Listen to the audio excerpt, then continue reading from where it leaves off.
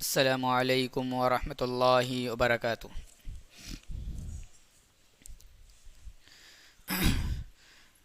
ان الحمد للہ نحمده ونستعینه ونستغفره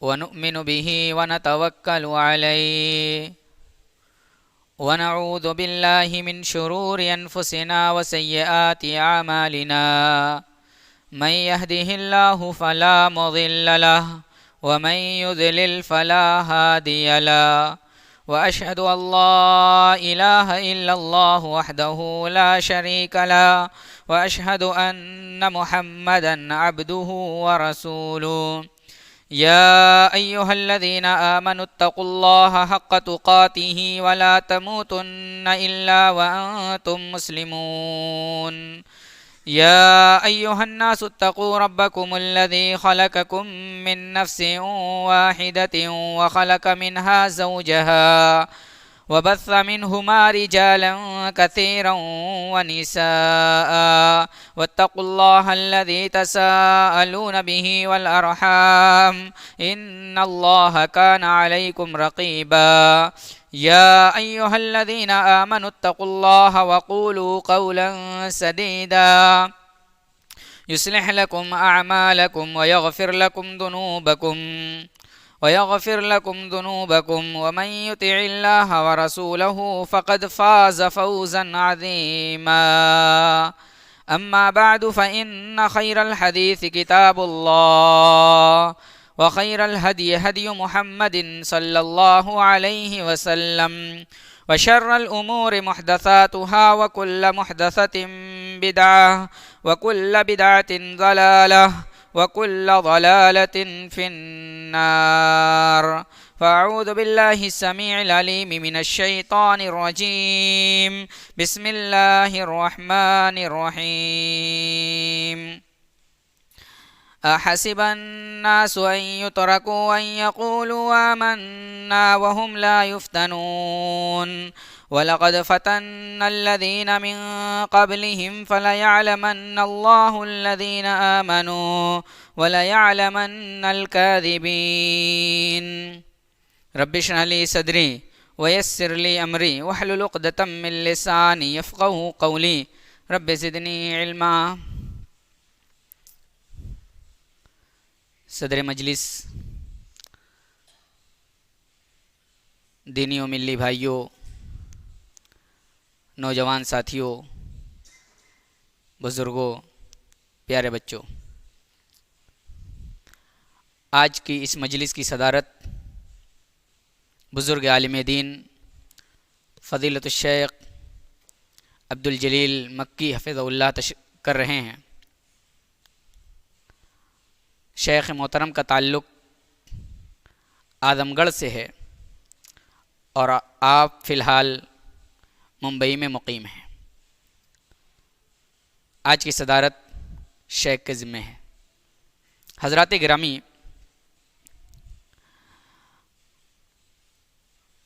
آج ہم ماحول پر نظر ڈالیں تو ایک افراتفری کا ماحول سامنے نظر آتا ہے۔ لوگوں کے اندر خوف و ہراس ہے، لوگ بے چینی میں زندگی گزار رہے ہیں۔ کبھی ملکی حالات پر لوگ بے چین ہو جاتے ہیں، کبھی گھریلو حالات کی وجہ سے، کبھی کسی نہ کسی مصیبت سے لوگ بے چین ہو کر کے زندگی گزارتے ہیں۔ آخر اس کی وجہ کیا ہے؟ انسان اتنا بے چینی میں، اتنا افراتفری میں کیوں ہے؟ ہم اور آپ غور کریں تو معلوم چلتا ہے کہیں نہ کہیں ہمارے اعمال گڑبڑ ہیں۔ ہم اپنے اعمال کی پاداش میں یہ مشکلات اور یہ مصیبتیں جھیل رہے ہیں۔ ہم اعمال کے اعتبار سے کمزور ہو چکے ہیں، ہم اللہ رب العالمین کو بھول چکے ہیں، اللہ تبارک و تعالیٰ کی قرآن کو، اللہ کی تعلیمات کو ہم نے پسے پشت ڈال دیا ہے. پیارے نبی صلی اللہ علیہ وسلم کی تعلیمات سے کوئی مطلب نہیں. اس لیے آج پریشانیاں، مصیبتیں ہمارے اوپر حاوی ہیں. حضرات گرامی، یہ مصیبتیں جو آ رہی ہیں، یہ مصیبتیں دو قسم کی ہوتی ہیں. ایک مصیبت، ایک پریشانی ہمارے اعمال کی وجہ سے آتی ہے، اور ایک مصیبت، ایک پریشانی آزمائش کی شکل میں آتی ہے. اللہ تبارک و تعالی ایک مصیبت اس لیے ڈالتا ہے تاکہ بندے کو آزمائے، بندے کا امتحان لے، اور بندے کو دیکھے اس کے اندر کتنا ایمان ہے، اس کے اندر کتنی توحید ہے، اس کے اندر کتنا اپنی شریعت پر پابندی کی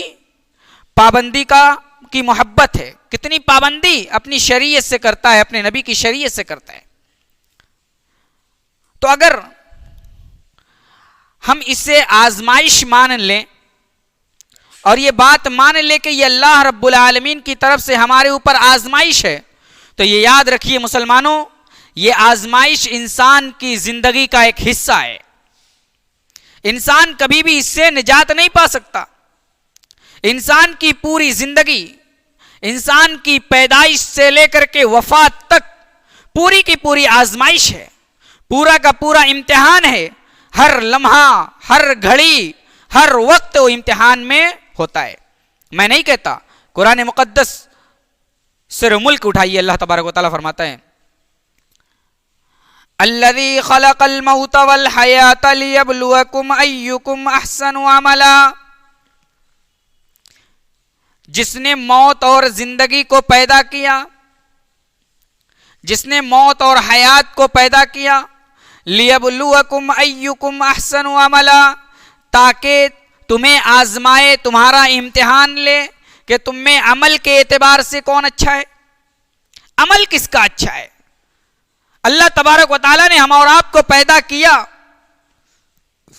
ہم اور آپ کی پیدائش کا مقصد اللہ تبارک و تعالیٰ کی عبادت کرنا ہے، اللہ تبارک و تعالیٰ کو خوش کرنا ہے، اور اللہ تبارک و تعالیٰ کی فرما برداری کرنا ہے.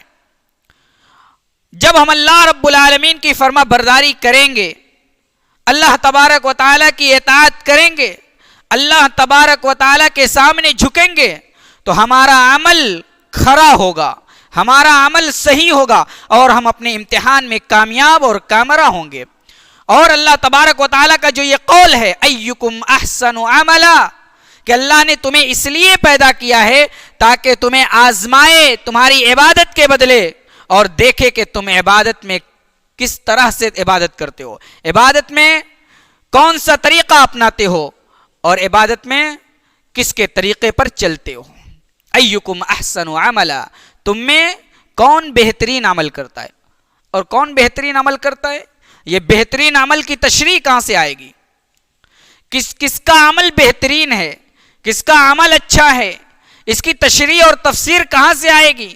اس کی تشریح اور تفسیر ہم پیارے نبی جناب محمد الرسول اللہ صلی اللہ علیہ وسلم کی احادیث سے کریں گے. پیارے نبی کی احادیث سے پتہ چلتا ہے کہ کون سا عمل اچھا ہے.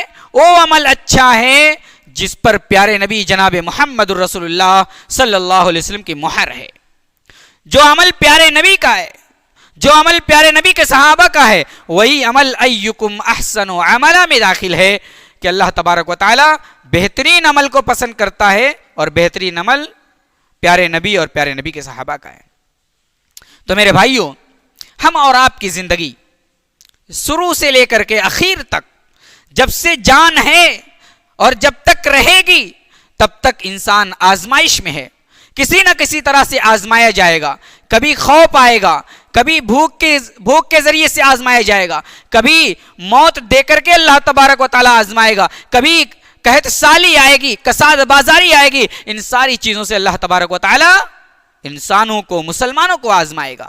قرآن مقدس میں اللہ فرماتا ہے وَلَنَبْلُوَنَّكُمْ بِشَيْءٍ مِّنَ الْخَوْفِ وَالْجُوعِ وَنَقْصٍ مِّنَ الْأَمْوَالِ وَالْأَنفُسِ وَالثَّمَرَاتِ وَبَشِّرِ الصَّابِرِينَ. الذین اذا اصابتهم مصیبہ قالوا انا للہ و انا الیہ راجعون.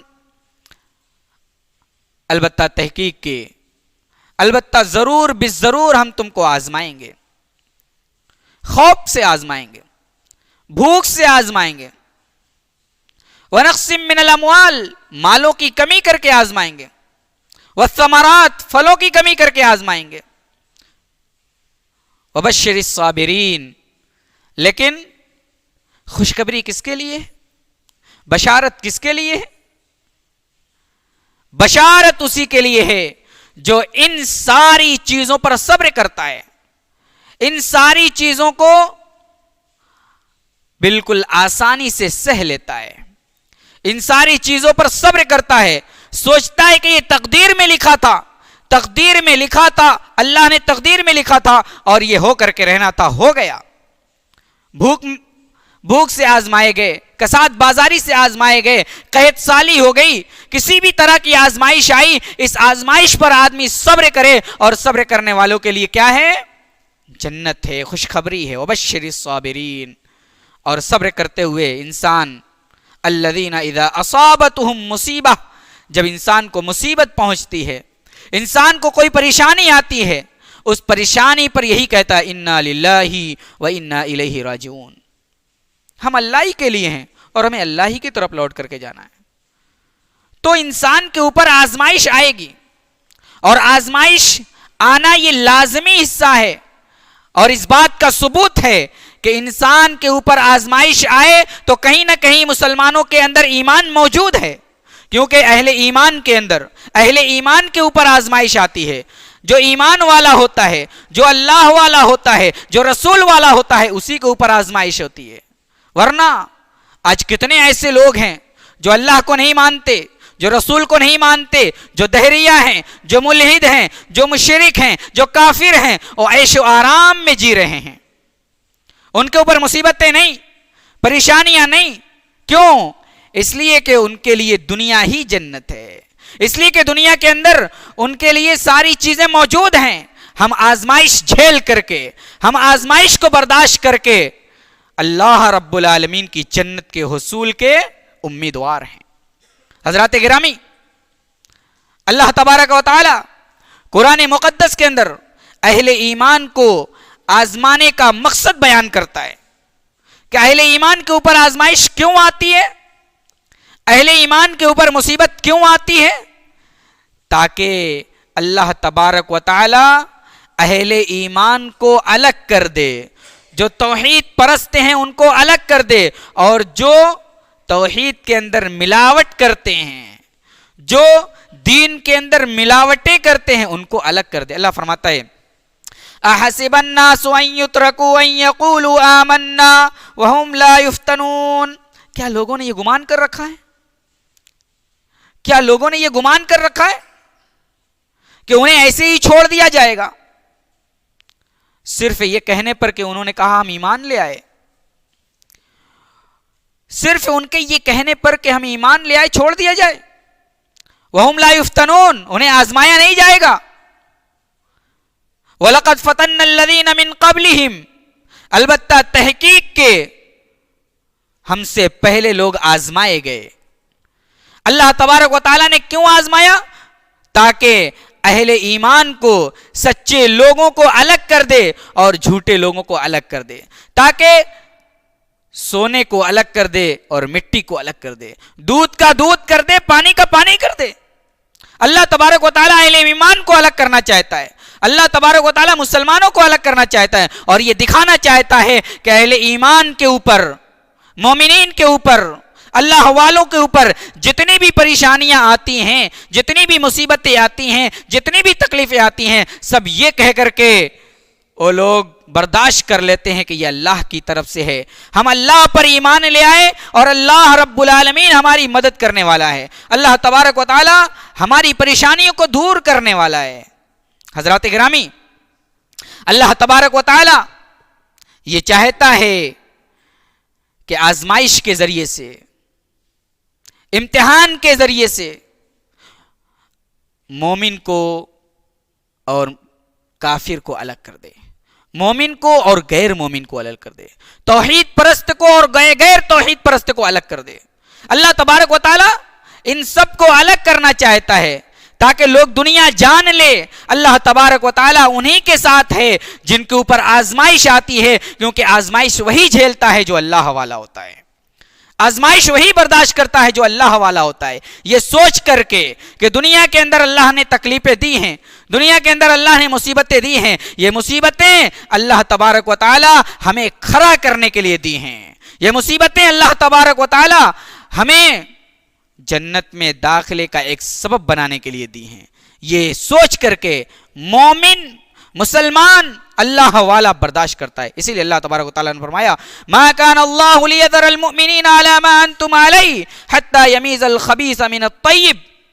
اللہ تبارک و تعالیٰ ایسے ہی نہیں چھوڑ دے گا جس حالت پر تم ہو، جس حالت پر تم ہو، جس طریقے پر تم ہو، اس طریقے پر اللہ تبارک و تعالیٰ تمہیں چھوڑ نہیں دے گا۔ اللہ تبارک و تعالیٰ تو تمہارا امتحان لے گا۔ اللہ تبارک و تعالیٰ خبیث کو، اللہ تبارک و تعالیٰ خبیث کو طیب سے الگ کرے گا تاکہ آدمی جان لے طیب کیا ہے، اچھی چیز کیا ہے، بہتر چیز کیا ہے، بہتر طریقہ کیا ہے اور باطل کیا ہے، اللہ کی مخالفت، اللہ کی معصیت کیا ہے اور رسول کی معصیت کیا ہے۔ میرے بھائیوں، آج مصیبتیں آ رہی ہیں، ملکی پیمانے پر مصیبتیں ہیں۔ ان مصیبتوں کو ہم بوجھ نہ بنائیں اپنے اوپر، ان مصیبتوں کو ہم حل کرنے کی کوشش کریں، ان مصیبتوں میں اللہ رب العالمین کی طرف رجوع کریں، ان مصیبتوں میں اللہ تبارک و تعالیٰ سے مدد طلب کریں کہ اللہ مصیبتیں آئی ہیں، پریشانیاں آئی ہیں، تکلیفیں آئی ہیں، اے اللہ اس تکلیف کو تو ہی دور کرنے والا ہے، تو ہی ہمارا ناصر ہے، تو ہی ہمارا حامی ہے، تو ہی ہماری مدد کرنے والا ہے۔ انبیاء کرام علیہم الصلاۃ والتسلیم کے اوپر بڑی بڑی آزمائشیں آتی تھیں، ایسی ایسی آزمائشیں آتی تھیں کہ انبیاء کرام بھی کہہ اٹھتے تھے کہ اللہ کی مدد کب آئے گی، لیکن ان آزمائشوں پر، ان مصیبتوں پر انبیاء کرام نے کبھی جزا اور فضا نہیں کیا، ان مصیبتوں پر کبھی واویلا نہیں مچایا، ان مصیبتوں پر کبھی افواہیں نہیں مچائی، بلکہ ان مصیبتوں میں انبیاء کرام علیہم الصلاۃ والتسلیم صبر کرتے رہے، اور اس صبر کا نتیجہ یہ ہوا، اس صبر کا رزلٹ یہ نکلا کہ اللہ تبارک و تعالیٰ کی ایک بہت بڑی مدد آئی، اللہ تبارک و تعالیٰ کی ایک بہت بڑی نصرت آئی، اور اس نصرت کے نتیجے میں ان کو دلی تسکین ملا، ان کو قلبی سکون ملا اور ان کو اطمینان ملا۔ اللہ تبارک و تعالیٰ اسی لیے قرآن مقدس کے اندر ارشاد فرماتا ہے ام حسبتم ان تدخلوا الجنہ ولما يأتكم مثل الذين خلوا من قبلكم مستهم البأساء والضراء وزلزلوا حتى يقول الرسول والذين آمنوا معه متى نصر الله ألا إن نصر الله قريب۔ سورہ بقرہ کی آیت کریمہ ہے۔ اللہ فرماتا ہے ام حسبتم ان تدخلوا الجنہ، کیا تم نے گمان کر رکھا ہے، کیا تم نے یہ سمجھ رکھا ہے کہ تم جنت کے اندر داخل ہو جاؤ گے، تمہارا داخلہ جنت میں ہو جائے گا۔ وَلَمَّا يَأْتِكُمْ مَثَلُ الَّذِينَ خَلَوْا مِن قَبْلِكُمْ، اور تمہارے اوپر وہ چیز نہیں آئے گی جو تم سے پہلے کے اوپر آ چکی ہے، تم سے پہلے کے لوگوں کے اوپر مصیبتیں آئیں، پریشانیاں آئیں۔ مَسَّتْهُمُ الْبَأْسَاءُ وَالضَّرَّاءُ وَزُلْزِلُوا، ان کے اوپر ایسی ایسی مصیبتیں آئیں، ایسی ایسی سختیاں آئیں، یہاں تک کہ ان کے اوپر زلزلہ آیا، زمینیں جھنجھوڑ دی گئیں، ان کے زمینیں پھٹ گئیں، لوگ زمین کے اندر سما گئے۔ حتی یقول الرسول والذین آمنوا معہ، یہاں تک کہ رسول بھی کہہ اٹھے، یہاں تک کہ رسولوں نے بھی کہا اور ان کے ساتھیوں نے بھی کہا اللہ کی مدد کب آئے گی، اللہ کی مدد کب آئے گی۔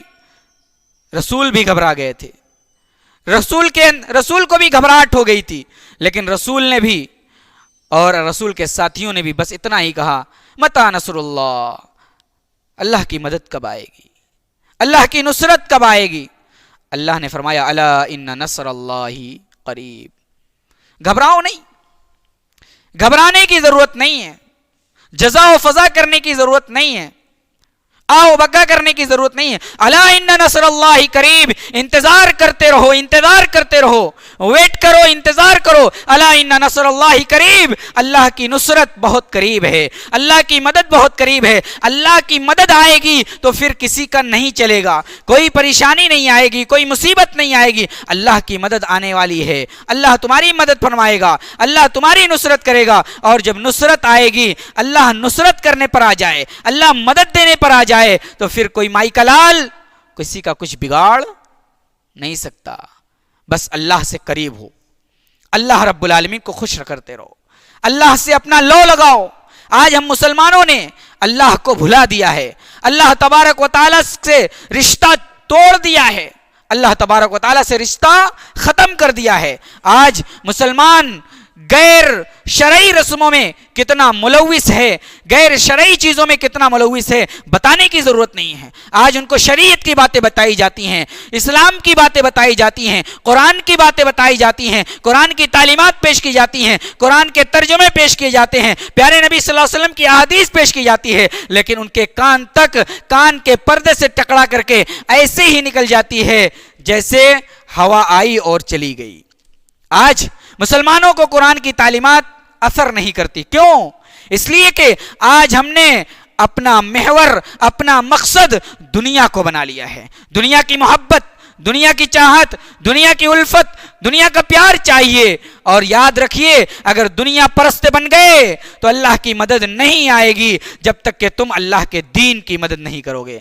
इन तंसुरुल्लाह यंसुरकुम व युसब्बित अक़दामकुम, अगर तुम अल्लाह की दीन की मदद करोगे, अगर तुम अल्लाह के दीन की मदद करोगे तो अल्लाह तुम्हारी मदद करेगा, तुम्हारी हिफाजत करेगा, तुम्हारी निगरानी करेगा। किसी का डर, किसी का खौफ नहीं होगा। अल्लाह का खौफ रखो मुसलमानों, किसी का खौफ तुम्हारे दिलों में नहीं आएगा। याद रखो मुसलमानों, सहाबा इकराम जब दिलों में अल्लाह की मोहब्बत पैदा की थी, सहाबा इकराम ने जब दिलों के अंदर अल्लाह का खौफ पैदा किया था, तो किसी से नहीं टकराते थे, किसी से नहीं डरते थे, सबसे टकरा जाते थे। और सब जगह अल्लाह मुसलमानों की नुसरत और हिमायत करता था। इसीलिए प्यारे नबी जनाब मोहम्मद रसूलुल्लाह सल्लल्लाहु ताला अलैहि वसल्लम ने एक हदीस के अंदर इरशाद फरमाया, जो हदीस हजरत अब्दुल्लाह इब्न अब्बास रजी अल्लाह ताला अन्हु को सिखाते हुए अल्लाह के नबी ने बयान फरमाई थी। हजरत अब्दुल्लाह इब्न अब्बास से कहा था, ऐ अब्दुल्लाह इब्न अब्बास, इन्नी उअल्लिमुका कलिमात, ऐ अब्दुल्लाह इब्न अब्बास, मैं तुम्हें कुछ कलिमात सिखाना चाहता हूं। ये बात कब कही थी? अल्लाह के नबी सवारी पर सवार हैं, हजरत अब्दुल्लाह इब्न अब्बास अपने चचाजाद भाई को अपने पीछे रदीफ बनाए हुए हैं। अल्लाह के नबी उनको लेकर के कहीं जा रहे हैं, रास्ते में अल्लाह के नबी ने उनसे कहा, इन्नी उअल्लिमुका कलिमात, ऐ अब्दुल्लाह इब्न अब्बास, मैं तुम्हें चंद कलिमात बताना चाहता हूं, चंद कलिमात सिखाना चाहता हूं। हजरत अब्दुल्लाह इब्न अब्बास छोटे हैं, बच्चे हैं, लेकिन अल्लाह के नबी बच्चों की तरबियत कैसे कर रहे हैं? साथ में जा रहे हैं, सफर में जा रहे हैं, सवारी पर सवार हैं। चाहते तो मनोरंजन की बातें कर लेते, जैसे हम और आप सफर करते हैं तो टीवी मोबाइलों में लगे रहते हैं, नेट यूट्यूब पे हम कुछ देखते रहते हैं। लेकिन अल्लाह के नबी सल्लल्लाहु अलैहि वसल्लम ने उनसे कोई फजूल बातें नहीं की, बड़ी अहम बातें अल्लाह के नबी ने बताई।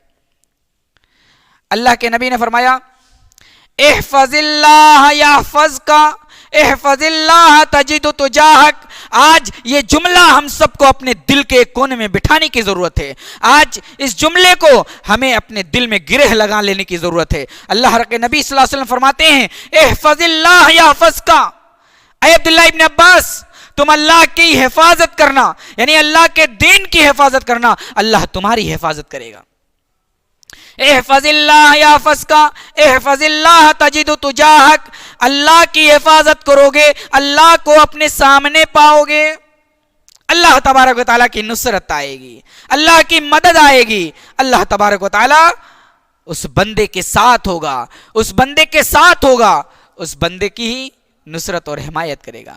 ये जुमला हजरत अब्दुल्लाह इब्न अब्बास को प्यारे नबी जनाब मोहम्मद रसूलुल्लाह सल्लल्लाहु अलैहि वसल्लम सिखला रहे हैं। सोचिए और गौर कीजिए, बच्चों की तालीम, बच्चों की तरबियत बचपन में कितनी जरूरी ضروری ہے، ان کو عقیدہ سکھانا، صحیح عقیدہ سکھانا کتنا ضروری ہے کہ اللہ کے نبی بچپن میں حضرت عبداللہ ابن عباس کو عقیدے کی بات سکھا رہے ہیں کہ اللہ رب العالمین کو کہ دین کی حمایت کرو، مدد کرو، اللہ تمہاری مدد کرے گا۔ اور ساتھ ہی ساتھ حضرت عبداللہ ابن عباس کو اللہ کے نبی نے یہ بھی سکھلایا، اے عبداللہ ابن عباس یہ بات یاد رکھو، وَاعْلَمْ أَنَّ الْأُمَّةَ لَوِ اجْتَمَعَتْ عَلَىٰ أَن يَنفَعُوكَ بِشَيْءٍ لَمْ يَنفَعُوكَ بِشَيْءٍ إِلَّا قَدْ كَتَبَهُ اللَّهُ لَكَ۔ وَاعْلَمْ أَنَّ الْأُمَّةَ لَوِ اجْتَمَعَتْ عَلَىٰ أَن يَنفَعُوكَ بِشَيْءٍ، جان لو پوری دنیا کے لوگ اگر کسی کو آپ کو نقصان پہنچانا چاہیں، وَاعْلَمْ أَنَّ الْأُمَّةَ لَوِ اجْتَمَعَتْ عَلَىٰ أَن يَنفَعُوكَ بِشَيْءٍ، اگر سارے لوگ مل کر کے آپ کو نفع پہنچانا چاہیں، فائدہ پہنچانا چاہیں، تو اتنا ہی فائدہ پہنچا سکتے ہیں جتنا اللہ تبارک و تعالیٰ نے تقدیر میں لکھا ہے۔ اور یہ بھی یاد رکھو عبداللہ ابن عباس کہ دنیا کے لوگ سارے لوگ اگر مل کر کے تمہیں نقصان پہنچانا چاہیں تو تمہیں نقصان نہیں پہنچا سکتے، لیکن اتنا ہی جتنا اللہ تبارک و تعالیٰ نے تقدیر میں لکھ دیا ہے۔ یہ حضرت عبداللہ ابن عباس کو اللہ کے نبی صلی اللہ علیہ وسلم سکھا رہے ہیں، حضرت عبداللہ ابن عباس کو سکھا رہے ہیں احفظ اللہ یحفظ کا، اللہ کے دین کی حفاظت کرو، اللہ کے دین کی مدد کرو، اللہ تمہاری مدد کرے گا۔ تو ہم اللہ والے ہو جائیں، ہم اللہ کے دین کی مدد کرنے والے ہو جائیں، ہم اللہ کے لیے اپنے آپ کو وقف کر دیں تو انشاءاللہ اللہ تبارک و تعالیٰ کی مدد ضرور آئے گی۔ میرے بھائیوں، پریشانی آتی ہے، مصیبتیں آتی ہیں، تکلیفیں آتی ہیں، آزمائشیں آتی ہیں، ان آزمائشوں میں ہم بہت جلد گھبرا جاتے ہیں، ان آزمائشوں میں ہم بہت جلد گھبرا جاتے ہیں، اور امید کی کرن جو جاگتی رہتی ہے ان آزمائش کے جھیلتے جھیلتے ہم امید کی کرنیں بھی بجھا دیتے ہیں کہ اب اللہ کی مدد نہیں آئے گی، اب اللہ کی نصرت نہیں آئے گی، اب اللہ تبارک و تعالی ہماری مدد نہیں کرے گا۔ اس طرح کے خیالات ہمارے ذہن و دماغ میں گھومنے لگتے ہیں، لیکن یاد رکھو اللہ تبارک و تعالی انسان کی مدد کرتا ہے جب تک انسان اللہ رب العالمین سے اپنا رشتہ جوڑتا ہے، اللہ تبارک و تعالی سے اپنے آپ کو قریب کرتا ہے۔ اللہ تبارک و تعالی انسانوں کی، اللہ والوں کی مدد کرتا ہے۔ قرآن مقدس کے اندر اللہ تبارک و تعالی نے بہت سارے ایسے واقعات بیان کیے ہیں کہ انبیاء کرام کے اوپر پریشانیاں آئیں، مصیبتیں آئیں، لیکن اللہ تبارک و تعالیٰ کو حامی اور ناصر جانا، اور اللہ تبارک و تعالیٰ کو حامی اور ناصر جان کر کے وہ کام کر گزرے، اللہ تبارک و تعالیٰ کی مدد آئی۔ حضرت موسیٰ علیہ السلام بڑے جلیل القدر پیغمبر ہیں۔ حضرت موسیٰ علیہ السلام اور حضرت ہارون علیہ السلام، ان دونوں کو حکم ہوتا ہے کہ فرعون کے پاس جائیں، فرعون کے پاس جا کر کے اللہ کے دین کو پہنچائیں، اللہ کے قانون کو پہنچائیں، اللہ کی شریعت کو پہنچائیں۔ اور موسیٰ علیہ السلام اور ہارون علیہ السلام جانتے تھے کہ فرعون جابر اور ظالم بادشاہ ہے، وہ اپنے آپ کو انا ربکم الاعلی کا دعویٰ کرتا ہے، اپنے آپ کو انا ربکم الاعلی کہتا ہے، اور ہماری بات نہیں سنے گا، ہماری بات اس کے پاس، اس کے پلے نہیں پڑے گی، اس کے دل میں نہیں بیٹھے گی۔ لیکن اس کے باوجود اللہ تبارک و تعالیٰ کا حکم ہوتا ہے، اللہ تبارک و تعالیٰ کا آرڈر ہوتا ہے، اے موسیٰ و ہارون جاؤ فرعون کے پاس اور فرعون کو سمجھاؤ۔ موسیٰ اور ہارون کو خوف ہے، موسیٰ ہارون خوف کر رہے ہیں ہم لوگ کیسے جائیں گے وہاں سمجھانے کے لیے، وہ تو ظالم ہے، وہ تو جابر بادشاہ ہے، وہ تو سب کے اوپر ظلم کرتا ہے، وہ تو اپنے آپ کو رب کہتا ہے، اور ہم کسی اور کو رب پہچنوانے جائیں تو ہمارا خاتمہ ہو جائے گا۔ اللہ تبارک و تعالیٰ نے حضرت موسیٰ اور ہارون سے کہا لا تخافا اننی معکما اسمع وارا، اے موسیٰ اور ہارون لا تخافا تم دونوں خوف نہ کرو، تم خوف اور حراست میں نہ ہو، اننی معکما میں تم لوگوں کے ساتھ ہوں، اننی معکما اے موسیٰ اور ہارون ہم تمہارے ساتھ ہیں، تمہارے ساتھ ہیں، تمہاری مدد کریں گے۔ معلوم ہوا جو اللہ والے ہوتے ہیں، اللہ کے برگزیدہ بندے ہوتے ہیں، اللہ رب العالمین ان کی حمایت کرتا ہے، ان کی مدد کرتا ہے، ہر موقع پر ہر لمحہ اللہ رب العالمین ان کی مدد کرتا ہے۔ حضرت موسیٰ اور ہارون کتنی مشکل میں پھنسے ہیں، فرعون کے پاس جا کر کے اللہ کی توحید پہنچانا، ایک اللہ رب العالمین کا تعارف کرانا، جبکہ وہ اپنے آپ کو رب مانتا تھا، اپنے آپ کو جلانے والا مارنے والا کہتا تھا۔ اس رب کے سامنے حقیقی رب کو پہچانوانا ہے، اس رب کے سامنے حقیقی معبود کو پہچانوانا ہے، اس رب کے سامنے حقیقی اللہ کو پہچانوانا ہے۔ کتنے دل اور گردے کی بات ہے، کتنی ہمت کی بات ہے۔ یہ ہمت کون دیتا ہے؟ یہ ہمت کون دیا حضرت موسیٰ اور ہارون کو؟ یہ ہمت دینے والا پروردگار عالم ہے۔ کیوں؟ اس لیے کہ پروردگار عالم کے دین کی مدد کرنے کے لیے یہ دونوں نکلے ہیں، پروردگار عالم کے دین کے راستے میں نکلے ہیں، اور اللہ کہتا ہے ہمارے دین کی مدد کرو گے ہم تمہاری مدد کریں گے۔ اننی معکما، اللہ کہتا ہے ہم تمہارے ساتھ ہیں۔ اور یہی نہیں، حضرت موسیٰ علیہ السلام جب قوم سے بھاگے تھے، قوم کے کسی آدمی نے آ کر کے کہا تھا کہ آپ کے قتل کرنے کی سازش ہو رہی ہے، آپ کو مار ڈالنے کی سازش ہو رہی ہے۔ تو اس مار ڈالنے کی سازش کے خطرے سے نکلنے کے لیے حضرت موسیٰ علیہ السلام نے پلاننگ کی، اور اس کے بعد اپنے شہر سے نکل کر کے مدین آئے۔ حضرت موسیٰ علیہ السلام قوم سے نکلے ہیں، قوم سازش کر رہی ہے موسیٰ کو مارنے کے لیے، آپ کے پیچھے لگی ہوئی ہے، آپ کا تعاقب کر رہی ہے، آپ کو ہر طرف سے گھیرنے کی کوشش کر رہی ہے۔ لیکن حضرت موسیٰ علیہ السلام اللہ کا نام لے کر کے، اللہ کی مدد کا واسطہ لے کر کے اپنے شہر سے نکلتے ہیں، یہاں تک کہ مدین کے ایک کنویں پر آتے ہیں۔ وہاں حضرت شعیب کی 2 بیٹیوں سے ملاقات ہوتی ہے۔ حضرت شعیب کی بیٹیاں اپنے چرواہے کو لے کر کے پانی پلانے کے لیے اس کنویں پر آئی تھی۔ دیکھا حضرت شعیب کی بیٹیاں کہ بھیڑ لگی ہوئی ہے، دونوں کنارے سائیڈ میں کھڑی ہو گئی تاکہ سارے لوگ اپنے اپنے چرواہے کو پلا کر کے فارغ ہو جائیں، تو پھر ہم دونوں جائیں اور اپنے چرواہے کو پلائیں، اپنے جانور کو پلائیں۔ یہ سوچ کر کے کھڑی ہیں، اتنے میں حضرت موسیٰ علیہ السلام پہنچ گئے۔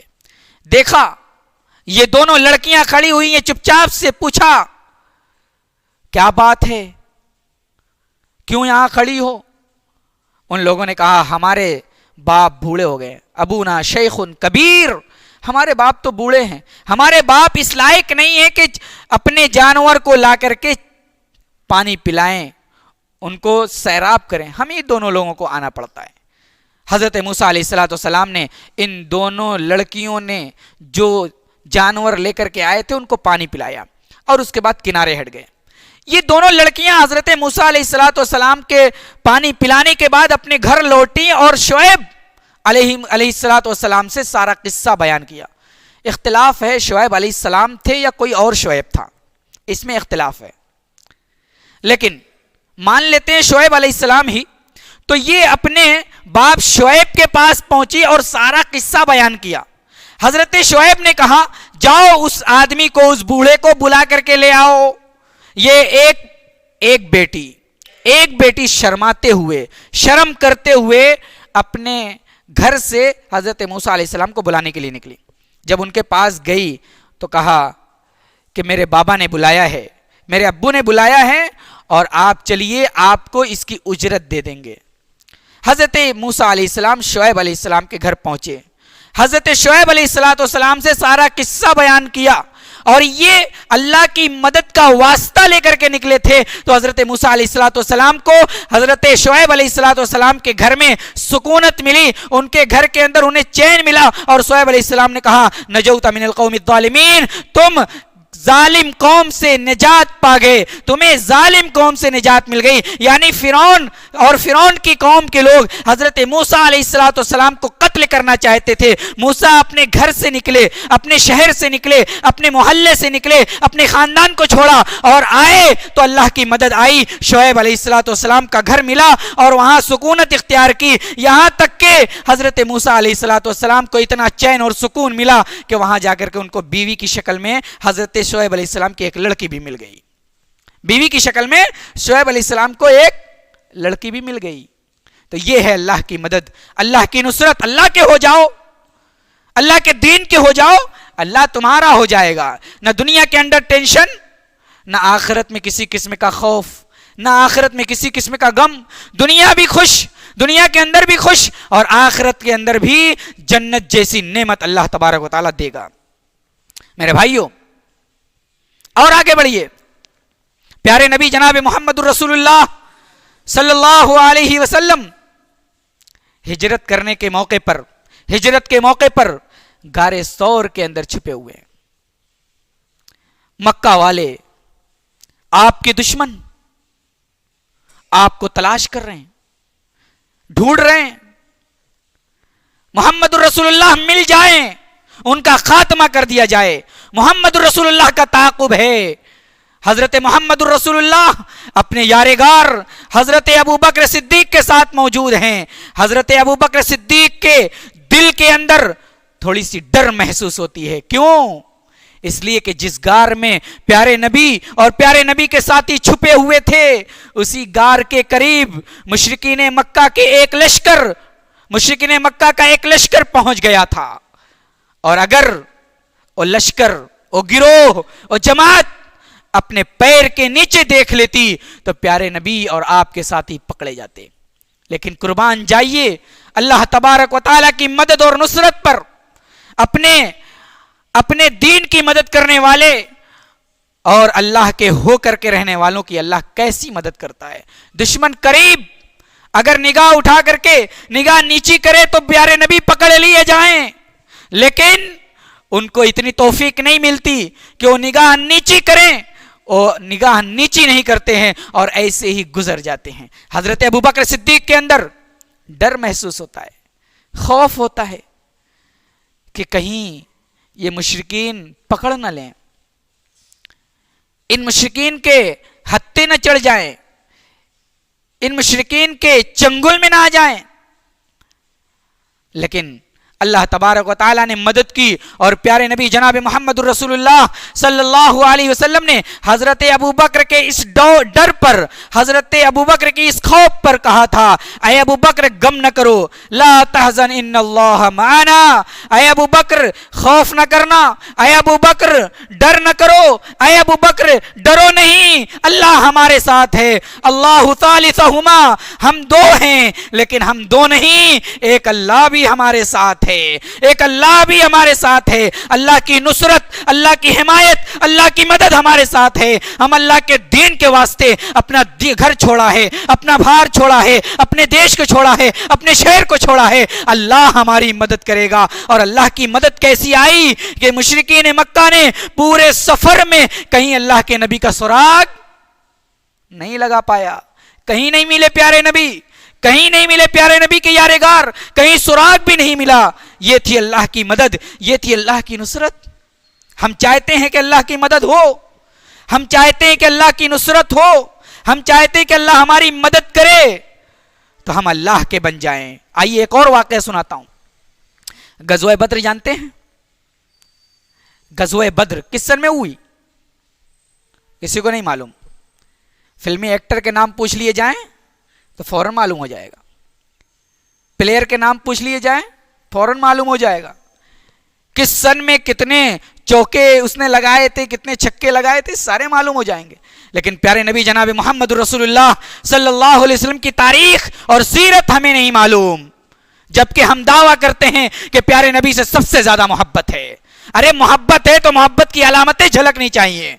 मोहब्बत की अलामत यह है कि हम प्यारे नबी की सीरत पढ़ें, کسی سے دنیا میں محبت ہو جاتی ہے تو سر سے پیر تک اس کو جان لیتے ہیں، کیا پسند ہے کیا نہیں پسند ہے، کہاں جانا اسے پسند ہے، کیا بولنا پسند ہے، کیا کیسی بات یہ کرتا ہے، ساری چیزیں معلوم کر لیتے ہیں. لیکن قربان جائیے پیارے نبی کی محبت، ہم جو ہے دعویٰ کرتے ہیں کہ پیارے نبی کی سب سے زیادہ محبت ہمارے اندر ہے، لیکن پیارے نبی کی سیرت ہمیں نہیں معلوم.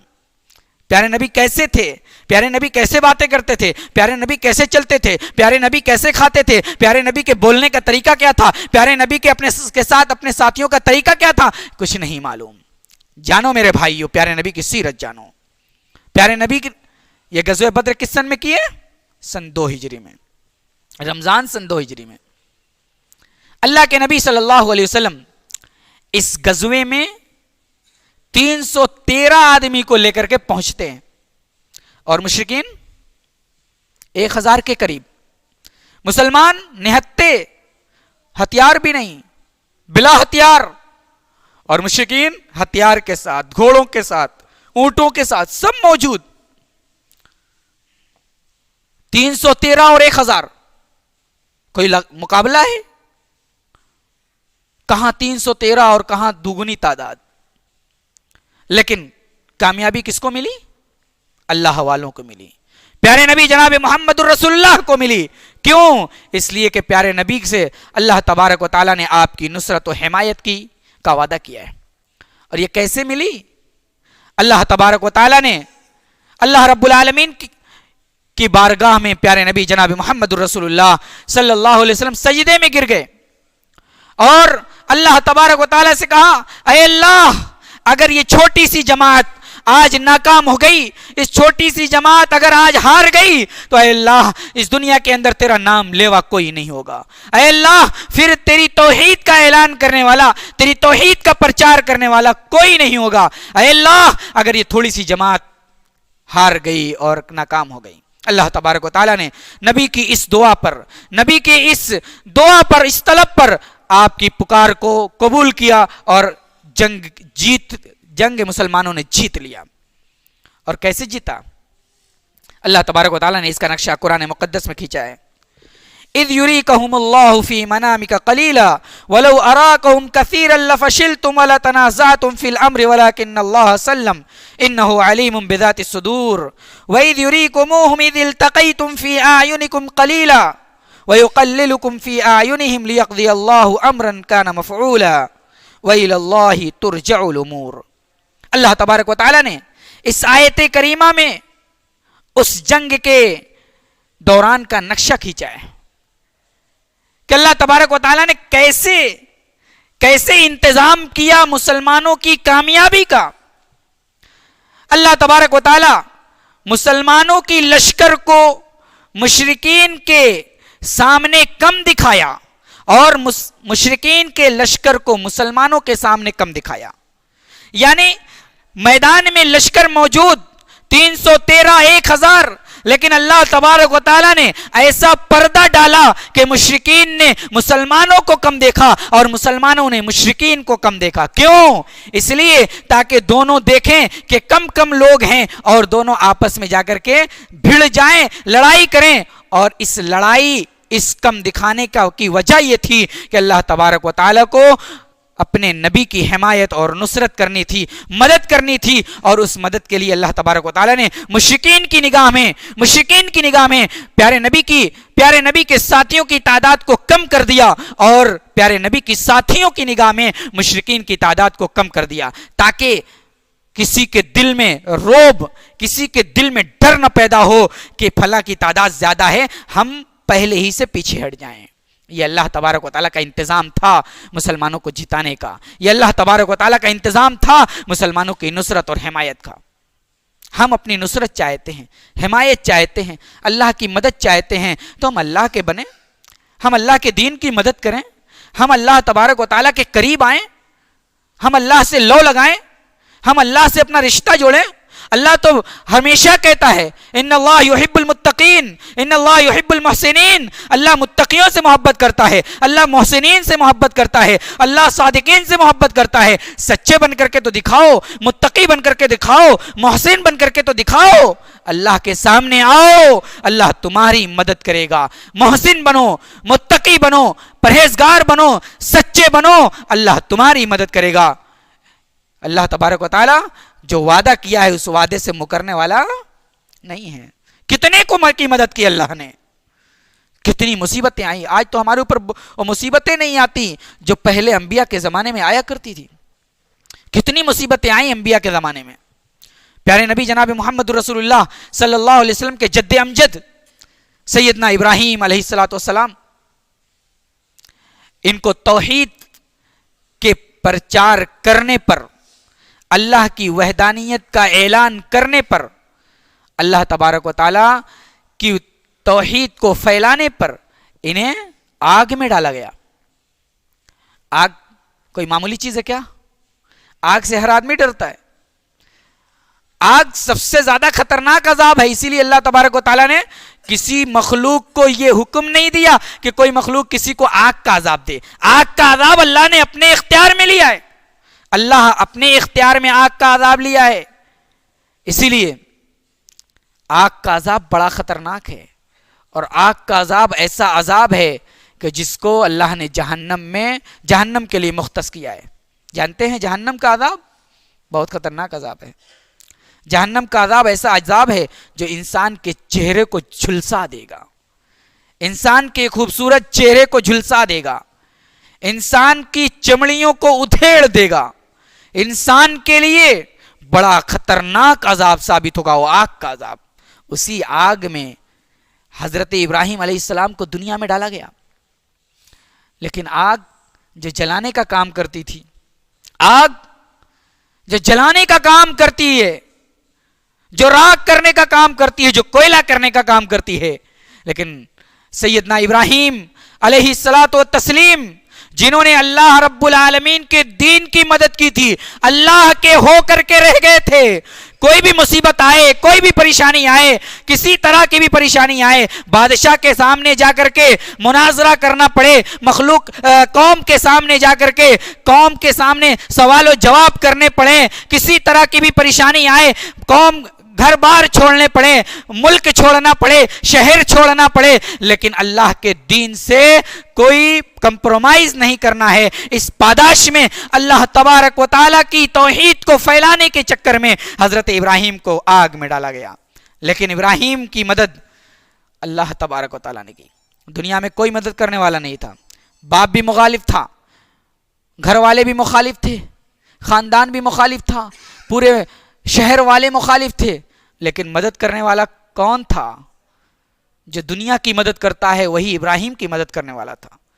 ابراہیم کو آگ میں ڈالا گیا، آسمان سے ندا آئی، قلنا یا نار کونی بردا وسلاما علی ابراہیم، اے آگ تو ابراہیم کے اوپر ٹھنڈی اور سلامتی والی بن جا۔ اللہ نے کہا قلنا یا نار کونی بردا وسلاما علی ابراہیم، اے آگ تو ابراہیم کے اوپر سلامتی والی ٹھنڈی بن جا۔ ابراہیم کا ایک بال بھی باقی نہیں کیا، ابراہیم کا ایک بال بھی نہیں جلا۔ اس آگ کے اندر ابراہیم بڑے خوش خرم تھے، اس آگ کے اندر ابراہیم بڑے عیش و آرام کے ساتھ تھے۔ جو آگ جلانے کا کام کرتی تھی، اللہ کا آرڈر آیا، اللہ کا حکم آیا، اللہ تبارک و تعالیٰ نے اس آگ کو گلزار بنا دیا، اس آگ کو گلزار بنا دیا۔ تو آگ کو گلزار جب اللہ بنا سکتا ہے تو ہماری مصیبتوں کو کیوں نہیں ٹال سکتا؟ ہمارے اوپر آئی ہوئی پریشانیوں کو کیوں نہیں ٹال سکتا؟ اللہ پر اعتماد تو رکھو، اللہ پر بھروسہ تو رکھو، اللہ پر توکل تو رکھو۔ آج ہمارا اللہ پر توکل ختم ہو گیا ہے، بات بات میں ہم اپنے عقیدے سے بھی انحراف کر جاتے ہیں۔ توحید کا معاملہ آتا ہے، توحید ہماری پکی نہیں، توکل کا معاملہ آتا ہے، توکل اللہ پر پکا نہیں، تو کیسے اللہ کی مدد آئے گی؟ کیسے اللہ کی نصرت آئے گی؟ اللہ کی نصرت، اللہ کی مدد چاہتے ہو تو اللہ رب العالمین کے ہو کر کے رہ جاؤ، اللہ کی مدد کرو، اللہ کے دین کی مدد کرو، آؤ اللہ سے لو لگاؤ، نماز کے لیے آؤ اللہ رب العالمین کے سامنے ہاتھ پھیلا کر کے اللہ سے دعا کرو، اے اللہ مصیبتیں آئی ہیں، تو ہماری مصیبتوں کو دور کرنے والا ہے، اے اللہ ہماری مصیبتوں کو دور کر دے۔ انبیاء اکرام جب بھی مصیبت میں پھنستے تھے، جب بھی پریشانی میں پھنستے تھے، جب بھی تکلیف ہوتی تھی یا جب بھی کچھ مانگنا ہوتا تھا تو سیدھے اللہ رب العالمین سے مانگتے تھے، اللہ رب العالمین سے مانگتے تھے، اللہ سے دعا کرتے تھے، اے اللہ ہماری مدد فرما دے۔ یاد کرو حضرت زکریا علیہ السلام کو، یاد کرو حضرت ایوب علیہ السلام کو۔ حضرت ایوب کتنی بڑی مصیبت میں پھنسے تھے، 17-18 سال تک بیماری، 1-2 سال تک بیماری ہوتی ہے تو ہم اور آپ پریشان ہو جاتے ہیں، پریشان ہو جاتے ہیں، ہم بالکل اوب جاتے ہیں، لیکن حضرت ایوب علیہ السلام 17-18 سال تک مصیبت میں ہیں، پریشانی میں ہیں، بیماری ہے۔